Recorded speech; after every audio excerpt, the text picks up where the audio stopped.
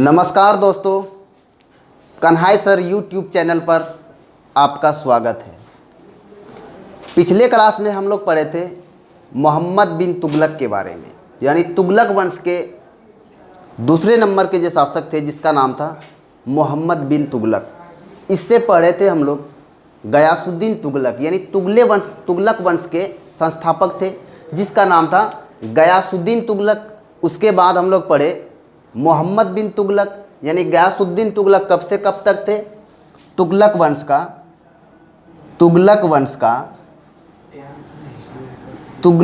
का ये संस्थापक थे जिसका नाम था गयासुद्दीन तुगलक।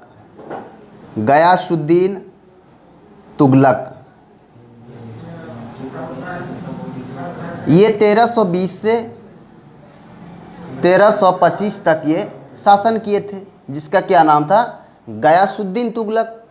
इसके बाद हम लोग पढ़े मोहम्मद बिन तुगलक।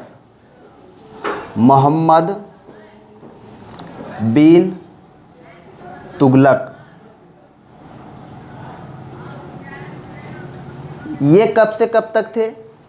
1325 से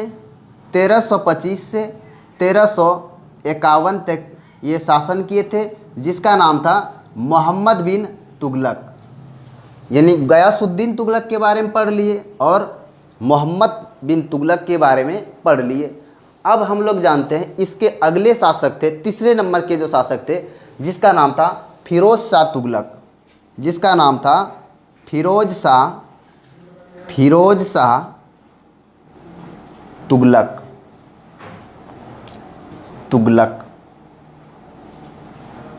यानी तीसरे नंबर के एक शासक थे जिसका क्या नाम था? फिरोज शाह तुगलक।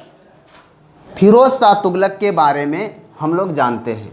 फिरोज शाह तुगलक तुगलक वंश के तीसरे नंबर के शासक थे। इसका क्या नाम बोले? फिरोज शाह तुगलक।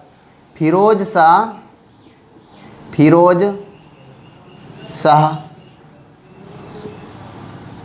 शाह तुगलक। इन्होंने जो है 1351 से 1388 तक ये शासन किए थे। फिरोज शाह तुगलक कब से कब तक किए थे? 1351 से 1381 तक शासन किए थे जिसका नाम था फिरोज शाह तुगलक। फिरोज शाह तुगलक का राज्याभिषेक जो हुआ था ये 2 बार हुआ था। एक हुआ था ठट्टा के नज़दीक,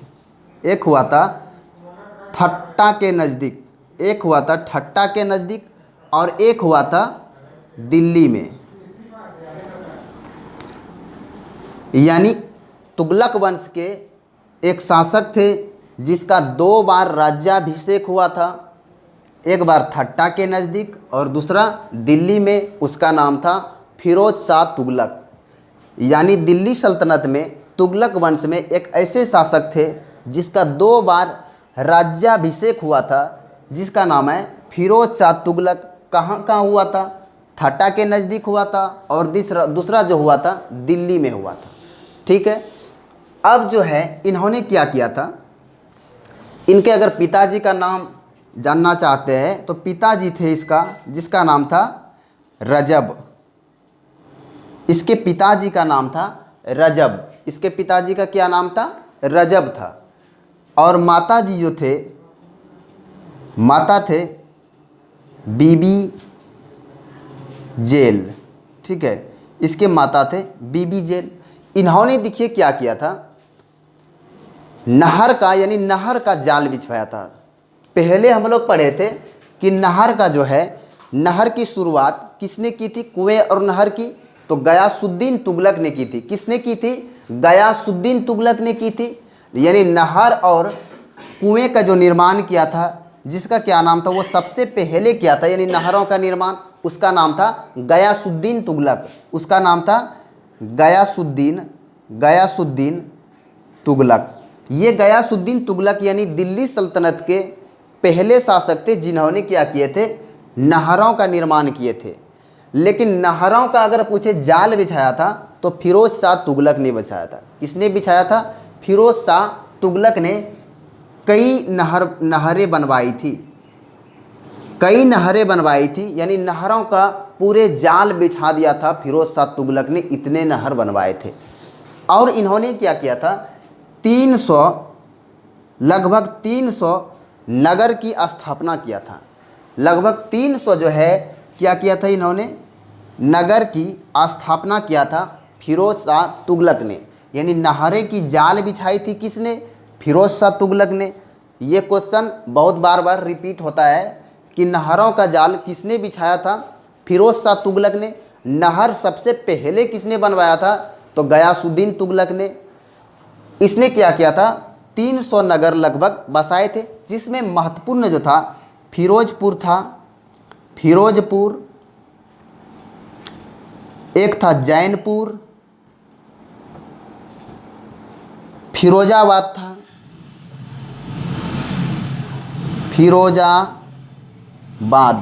फिरोजाबाद था। इसके बाद फतेहाबाद था। याद रखिएगा कि कुछ कुछ जो है नगर के बारे में, फिरोजपुर, जैनपुर, फिरोजाबाद और फतेहाबाद जैसे कुछ इसने नगर बसाए थे। यानी 300 नगर बसाए थे, जिसमें हम लोग कुछ महत्वपूर्ण जो है उसके बारे में हम लोग जाने।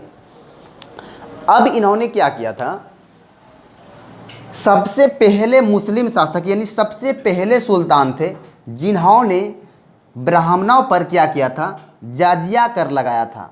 यानी अगर आपको पूछे कि दिल्ली सल्तनत के कौन से शासक थे जिन्होंने ब्राह्मणों पर जाजिया कर लगाया था। जाजिया कर पहले लगा था, लेकिन ब्राह्मणों पर नहीं लगाया गया था, यानी ब्राह्मण को छोड़ दिया था। लेकिन फिरोज शाह तुगलक ऐसे शासक थे जिन्होंने जो है ब्राह्मणों पर सबसे पहले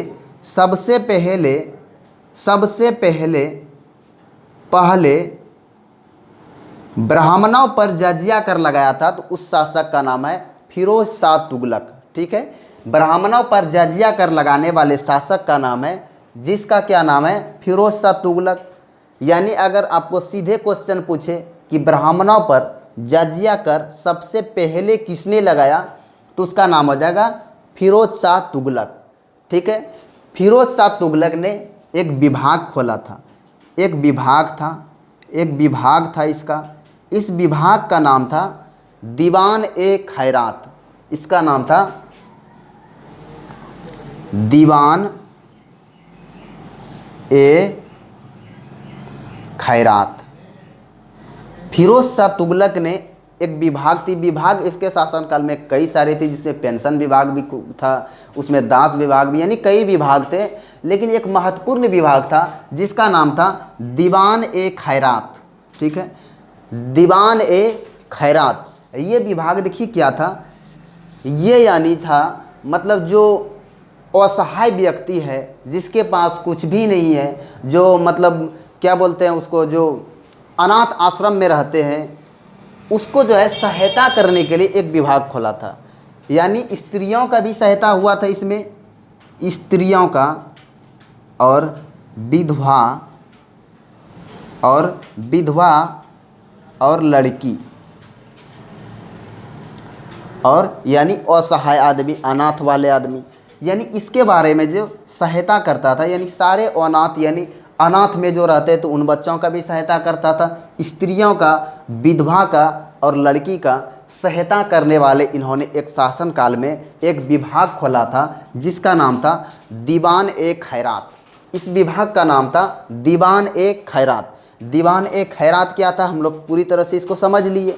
दीवान ए खैरात वह विभाग था, इसमें अनाथ आश्रम के बच्चों को पूरी तरह सहायता देता, यानी जो असहाय व्यक्ति है उसको सहायता मिलना चाहिए, स्त्रियों को सहायता मिलना चाहिए, विधवा को सहायता मिलना चाहिए और लड़की को सहायता मिलना चाहिए। इस विभाग का नाम था दीवान ए खैरात। ये किसका विभाग था, ये फिरोज शाह ने एक विभाग बनाया था। ठीक है, यहाँ तक किसी को दिक्कत नहीं। फिरोज शाह ने अपने से एक पुस्तक लिखा था जिसका नाम था फतवा ए जहांदरी। ठीक है, फतवा ए फिरोज शाही। ठीक है, जहांदरी नहीं होगा, फतवा ए फिरोज शाही। फतवा ए फिरोज शाही, इसका नाम था फतवा ए फिरोज शाही। ये फिरोज शाह तुगलक ने खुद से ये पुस्तक लिखे थे, ठीक है। और मोहम्मद बिन तुगलक ने इससे पहले एक पुस्तक लिखे थे, उसका क्या नाम था, हिंसा ए महरूर। मोहम्मद बिन तुगलक ने एक इससे पहले पुस्तक लिखे थे जिसका नाम था हिंसा ए महरूर, हिंसा ए महरूर, ठीक है। हिंसा ए महरूर किसने लिखा था, मोहम्मद बिन तुगलक ने लिखा था। और फतवा ए फिरोज शाही किसने लिखा था, फिरोज शाह तुगलक ने लिखा था, ठीक है। अब इसके हम आगे बढ़ते हैं। फिरोज शाह तुगलक ने क्या किया था, इसमें जो है फतवा ए जहांदरी यानी फतवा ए फिरोज शाही लिख दिया। और इसने क्या किया था, 2 बार राजधानी बना दिया, यानी 2 बार राज्याभिषेक इसका हुआ। और एक था अशोक के स्तंभ लेख था, अशोक के 2 स्तंभ लेख थे, यानी अशोक के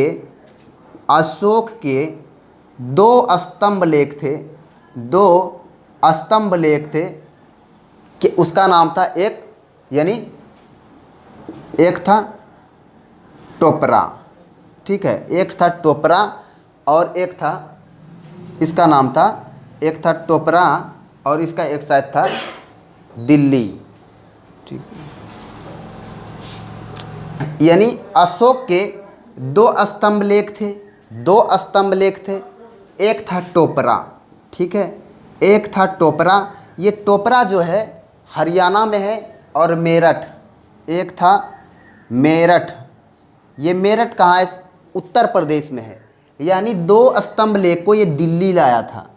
अशोक के 2 स्तंभ लेख थे, एक टोपरा और दूसरा थे मेरठ। क्या थे, एक टोपरा और दूसरा थे मेरठ। यानी मेरठ उत्तर प्रदेश में है, याद रखिएगा, उत्तर यूपी में है। और टोपरा जो है ये हरियाणा में है, ये जो है हरियाणा में है, हरियाणा में है। दोनों स्तंभ लेख को यानी फिरोज शाह तुगलक ने क्या किया था, दिल्ली लाया था। याद रखिएगा, 2 स्तंभ लेख को, अशोक के 2 स्तंभ लेख को दिल्ली लाया था। एक का नाम था टोपरा और दूसरा था मेरठ, यानी दोनों स्तंभ लेख को दिल्ली लाया था। किसने, फिरोज शाह तुगलक ने। इसने और क्या किया था, यानी कुछ किले बनवाए थे, कुछ दुर्ग बनवाए थे, जिसका नाम था कुश्क ए शिकार, जिसका क्या नाम था, कुश्क ए शिकार। और फिरोज शाह कोटला का दुर्ग, फिरोज शाह कोटला का दुर्ग, कुश्क ए शिकार, ठीक है, इसका नाम था कुश्क ए शिकार। और दूसरा जो नाम था फिरोज शाह कोटला का दुर्ग, फिरोज शाह कोटला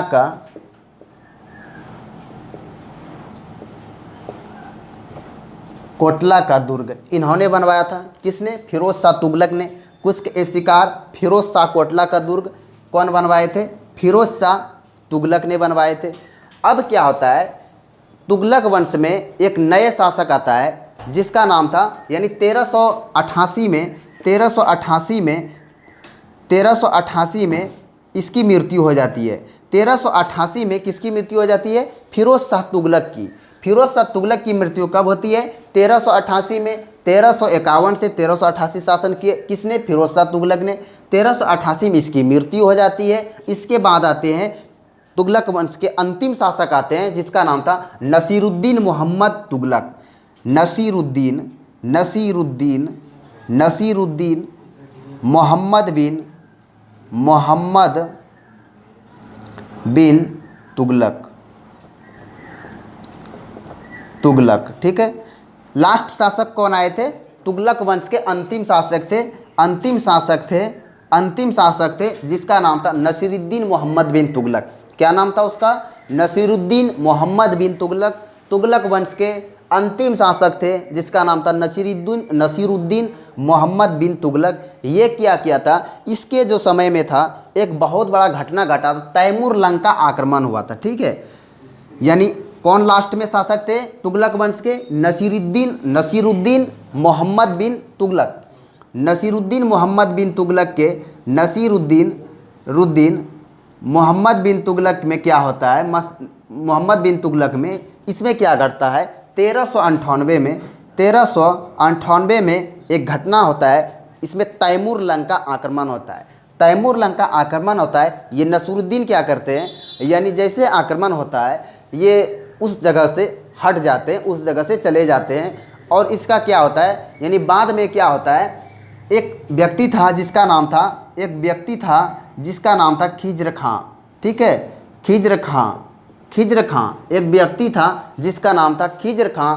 खिज्र खां ने बाद में इसकी हत्या कर देती है। कब हत्या करती है, 1414 में हत्या कर देती है, जिसका नाम था खिज्र खां। खिज्र खां ने कब हत्या किया, 1414 में नसरुद्दीन मोहम्मद तुगलक का हत्या कर देते हैं और यहीं से तुगलक वंश का अंत हो जाते हैं।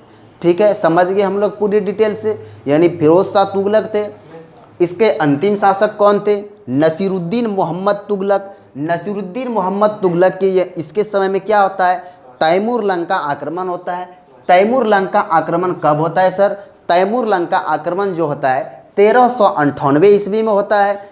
उसी से क्या होता है, यानी वो वहाँ से जैसे आक्रमण होता है नसरुद्दीन मोहम्मद तुगलक ये हट जाते हैं वहाँ से, और एक नए जो शासक हुआ था, यानी एक व्यक्ति, एक नया जो एक शासक था जिसका नाम था खिज्र खां। खिज्र खां ने क्या करते हैं, इसकी हत्या कर देते हैं। कब हत्या करता है, 1414 ईस्वी में हत्या करता है। और यहीं से क्या होती है, तुगलक वंश का अंत हो जाता है। तुगलक वंश का अंत हो गया और खिज्र खां ने 1414 में एक नए वंश की स्टार्ट करता है जिसका नाम है सैयद वंश। ठीक है, खिज्र खां ने एक नए राजवंश की स्टार्ट करता है, उसका नाम था, क्या नाम था उसका, सैयद वंश। यानी 1414 में क्या होता है, नए राजवंश होता है जिसका नाम था सैयद वंश। सैयद वंश किसने किया था, खिज्र खां ने इसकी शुरुआत की थी। तुगलक वंश के बारे में हम लोग टोटल जान गए। नेक्स्ट क्लास में हम लोग पढ़ेंगे सैयद वंश।